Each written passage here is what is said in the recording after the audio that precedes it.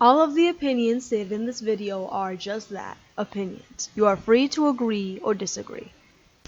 Let's say you became a big fan of something, a huge fan in fact, of something that you love very much, whether it be a game or a TV show, and so you love it so much that you decide to make something. Make something that you consider beautiful, in fact, something that may have taken you hours or minutes or maybe even days, so you post it online to preserve it there, or to show off something that you believe was beautiful. When you log off and the next day you realize it's been made fun of. It's been made fun of by strangers, by friends alike, and people have even started making fun of it to the point where they just call it the same thing over and over again. Cringy. Now, I'm not gonna lie, there's some things that even I find cringy. But there's a certain type of negativity and toxicity where you're directing this kind of attention towards someone. And this kind of attention is typically given in something called a cringe compilation. Typically, these cringe compilations are filled to the brim with either artwork or animations or even stories that young children specifically have made. Sure, not all of these artworks are made by children, but a great majority of them are, and it's hard to understand at first, but from an outsider's perspective, or in these children's perspective, this can be seen as very harsh bullying. Of course, some might argue, hey, maybe this will inspire them to work better. Maybe this will inspire them to become a greater creator of something. But typically this doesn't happen because that is not the mentality that these children have. At this age, typically, when someone starts drawing something like this around the ages of 10 or 12 or maybe even younger than that, children have a very straight-minded thinking. Now, I'm not saying this to demean everyone, but I'm speaking from personal perspective. When I was very young, I thought in one way. And that one way was that if I couldn't have something, I wanted it. But if someone decided to bash me on something that I wanted or have, I would be defensive and angry towards that person. Of course I would be defensive. That's something that's mine. So when a young artist sees this kind of backlash, when they see this kind of description that something that they've made is cringy and they see it over and over again, it can make them build like a brick wall towards all kinds of criticism. It can make them stern or cynical towards this kind of thing at a very young age when they're just exploring, really. In fact, all artists have been through this exploring phase. All of us have. All of us have been through a moment in our lives where we were cringy at one moment. In fact, I myself, when I was in about middle school, I thought I was a scene kid. That was extremely wrong, and I'm sorry, younger me. But I went through these exploratory art phases. In fact, I will go ahead and show you that I did not start out drawing the way I do now, and I could use a lot of improvement.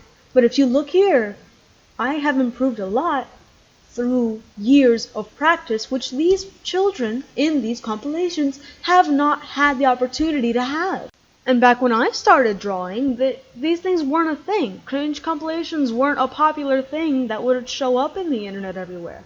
Back then, when someone made an OC of something, it was considered cool. It was considered unique in a way. But then again, that's how I grew up. But this is different now.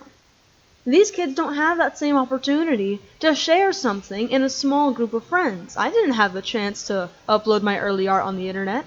I didn't have that chance. And if I did now, I'm pretty sure I would be in one of these compilations because this character right here that you're seeing started out as a Sonic OC. And there's another thing. If I started on the internet now, I wouldn't have a problem because I've always been a very strong-minded and opinionated person. But not everybody is me. Not everybody can think this way. In fact, a lot of people take harsh criticism or bullying or whatever to heart.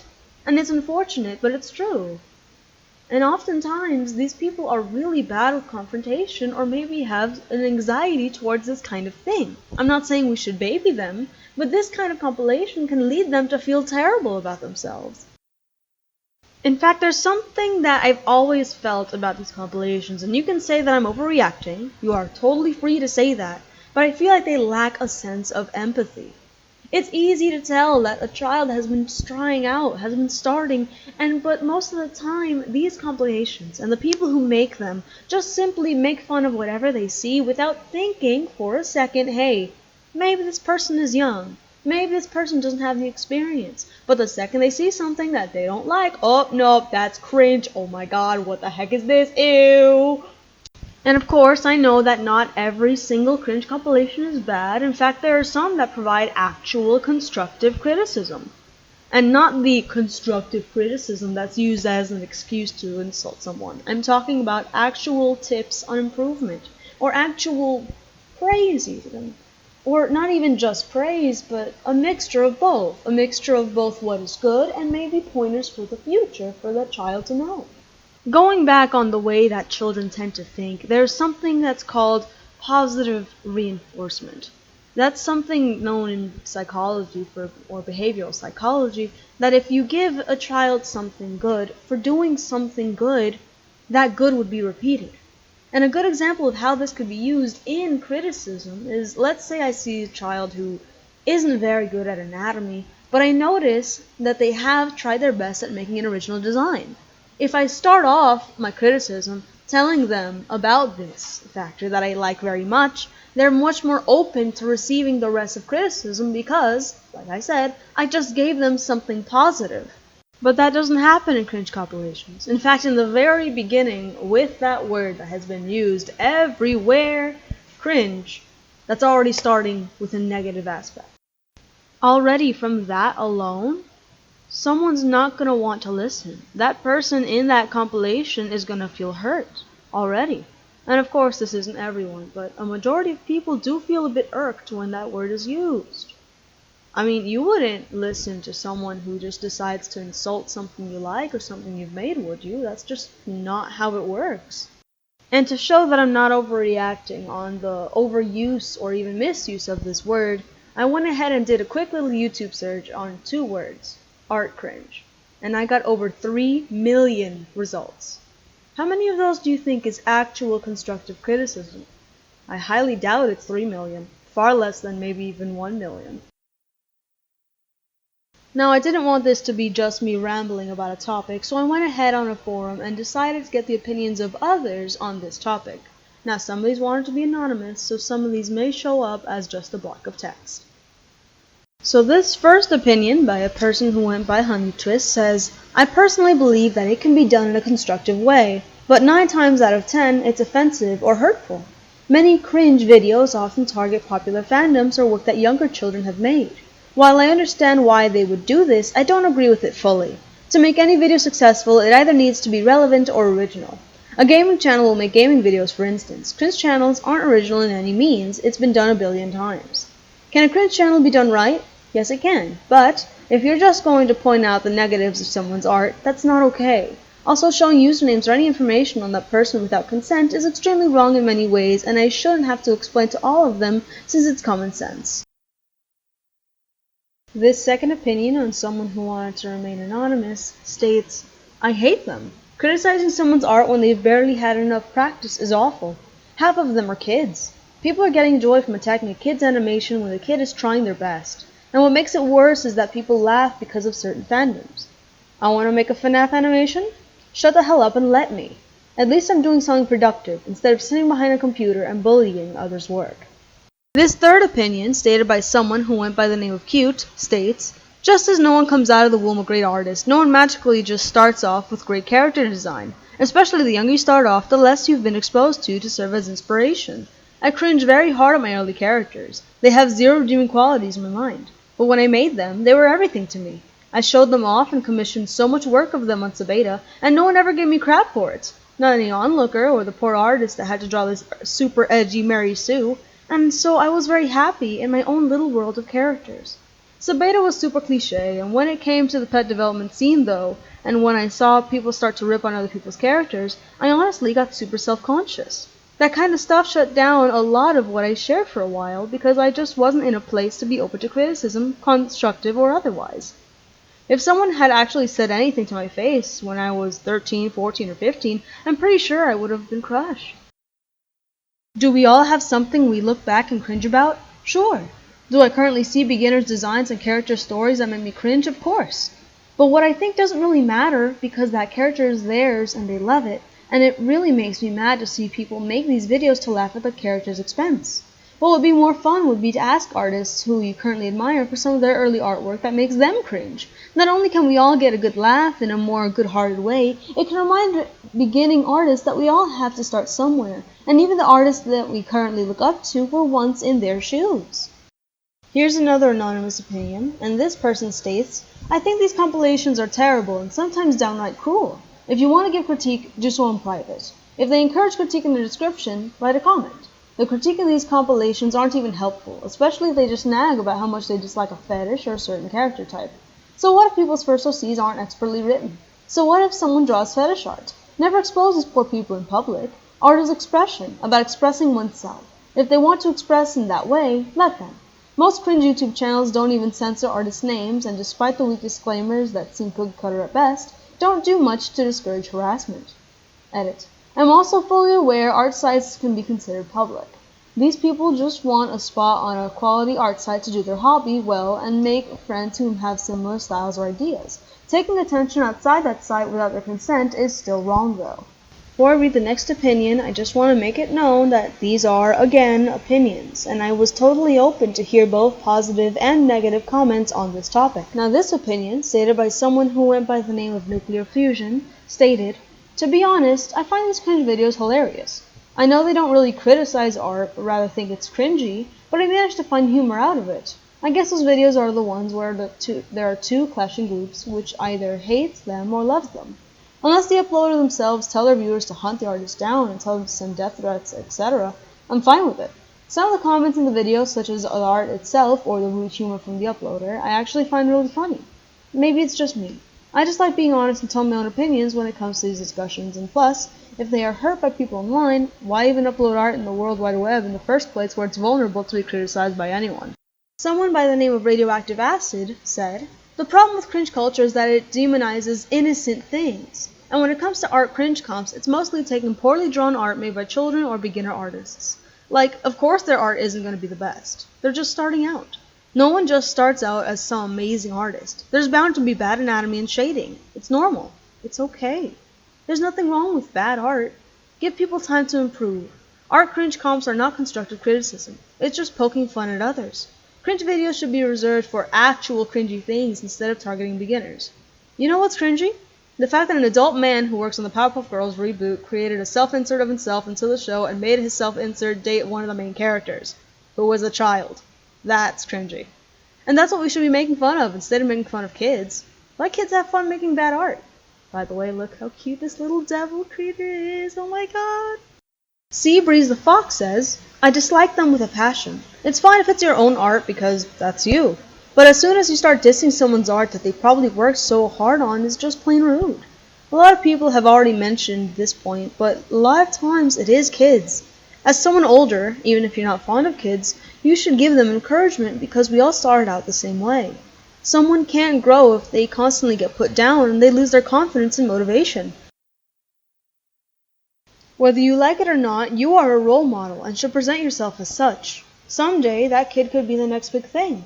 Help them get there by giving them advice and encouragement. Someone by the name of Yam says, I don't interact with people enough online anymore to know exactly what either of those things are. I think people get way too involved in people's affairs online, especially nowadays, for it to be even remotely emotionally healthy. I've been on both ends of the cringe spectrum. I was once featured on a something awful post and have, even to this day in my adulthood, been poked at or made fun of for things I did, said, drew, or wrote as a child, tween, and teenager. At this point, I'm a lot more desensitized to it than I was. I've also been very hard on people for their artistic abilities, interests, writing, etc. I'm not saying humans are humans and should be able to get away with cruel behavior, but I will say that humans are incredibly critical creatures, and while for some it's a behavioral issue that can be grown out of, for others it's more of a part of who they are, if that makes sense. Like some people attack others for what they do or like for the sake of attacking them, when either party is in the right or the wrong. Other people view everything with a critical mindset. Everything. They make fun of their clothes, their family members, who they associate with, and what they partake in themselves. It's less meant out of harm and more a very general overall way of thinking, not a wow this person sucks, I'm gonna jump on mindset. Does that make sense? I don't know. I'm more the second than the first, but I'm the first enough that I get called out on it. I'm the second to a degree that people feel very threatened by what I have to say, because it's often what they don't want to hear and truth-based. I tend to value brutal, cold honesty over sugarcoating and ass-ratting, and this does not sit well with most people. Chroma says, I think there's a difference between giving someone criticism and putting someone down. I generally don't like cringe videos as they go out of their way to nitpick and make fun of children's artwork. I understand that some art on DeviantArt is not wonderful, but they're still trying their best and will only improve. Did you not at one point start their level? If you only put others down about their art, calling it cringy and edgy, why would they continue to draw? People don't think about the effects these videos can have on younger children, whether they can be teens or younger. Simply pointing out a drawing and saying, that's bad, that's cringy, lol, doesn't help anyone. Saying something like, good start, but I think that head is a tad too large, you might want to practice a bit more, is helpful for the artist. It's not degrading and it tells them what might be wrong with their artwork. There are some YouTubers who can do a good job of this and aren't out there to hurt people, but I still think it'd be courteous to ask the artist if they can use their work in such manner.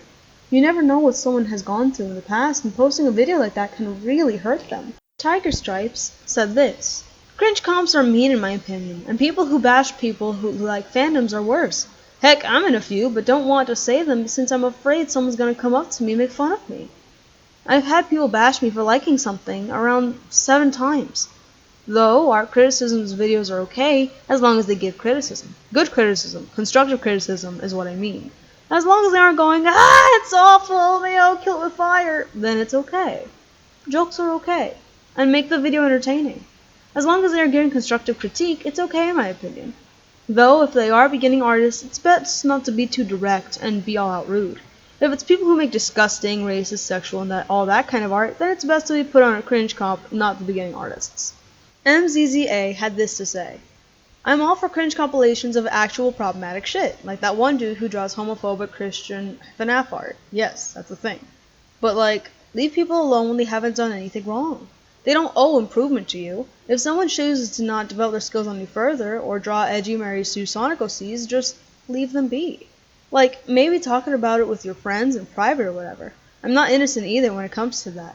But for the love of God, stop trying to gain popularity when making fun of others for no reason. It's such a shitty thing to do. Here's what Heckmut wanted to say. I feel like cringe art comps are cringy to watch in themselves, honestly. There's a huge difference in between someone posting art to purposely be like, I made this and I'm laughing so hard at how bad my art is, I'm so cringe, and an actual artist posting their work in an effort to improve, review critiques, or simply overcome a fear of other people seeing their work. Plus, it's not like you can ask everyone you come across, so I feel like those types of videos are in bad taste in general, but I also recognize that free speech is a thing, so I wouldn't care if, say, my own art was in one and everyone in the comments was going, oh my god, the one at 4 minutes into the vid is the worst. The people who drew that needs to die. Because, in the end, people need to learn to quit caring what people think and grow some thicker skin and move on with their lives. Also, can we take a second to look at her adorable corgi? Look at how precious that little bean is. Oh my god. Karma Larma wanted to say this. Cringe compilations are almost entirely destructive by nature. Just naming your video cringe automatically makes it an insult to the creators you feature, so even on the rare chance the person is actually giving useful criticism, it's still a personal attack on the artist's work by calling them cringy. Some people don't care that they're being cruel, and that's whatever. I'm not their mom. I can't tell them to be nice to people. But I just really hate ones who somehow think that they're any better than those people because they say something like, work on your anatomy, after making a joke about their art, making them want to drink bleach. Constructive criticism is one of the things to help a person improve their work. Insulting them is one of the worst. I do believe there is a way to riff on art that isn't so destructive and is just for comedy purposes.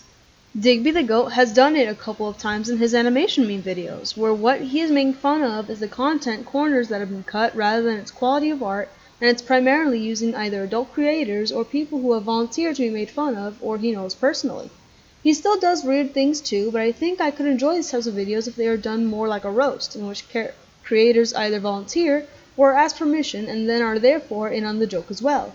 Question Turkey is a good example of a real critique, and I hope more of the cringe compilation people who want to be actual critics follow more of her example. And last but definitely not least, Madman and Flair wanted to say this. I absolutely loathe cringe compilations and videos where people just look for the most cringy art that they can possibly find to mock. I might go parrot mode here, but I agree with a lot of people on the fact that all artists start somewhere unideal. I mean, my first art program was MS Paint, and I drew Circle Tool Warrior Cats, which, all of that old art has been deleted since I wiped my DA account and left. That community is purely toxic, and it is leaking into other sites, such as YouTube. I think my main issue is that bad attitude that it sends into communities. There are so many younger and more impressionable people feeding off of it like leeches and learning the behavior. Everyone has their own quirks, and art can be a part of it. Another thing that bothers me is ranters that just keep essentially repeating that they dislike fetishes. I can understand that, but everyone is into strange things. Mature content filters are good so that people that aren't looking for that material can avoid it. As long as the artist isn't harassing anyone or harming anyone with their interests, it shouldn't be an issue. My last issue is the strain that it puts on starting and young artists. They grow into fearing expressing themselves in a more broad way, which art is or was at one point for expression and hobby. Now it's a popularity contest. So they usually start trying to be way too careful, as in keeping things tame to a point that it makes them feel locked in. This is irrelevant, but I've been doing digital art for close to a decade now. If this kind of culture was around, if I knew about it back when I was 10 and started trying to do digital artwork, I'd have been horrified to even mention it to anyone. I can't imagine how younger artists must feel now, being compared to everyone else or lashed out because they just aren't skilled yet. It's pretty sad, to say the least. Hate has always been a thing in human nature, but attacking expression and art is just beyond aggravating to see. I'd like to thank everyone who allowed me to use their opinions in this video, and I'd like to thank you for listening. I know you have an opinion as well, and I would love to read it if you left me a comment. And I also want to thank you for viewing my very first rant video. I hope I did well. Again, thank you for both listening or watching. If you're still breathing, you're the lucky ones. 'Cause most of Wrong. They don't owe improvement.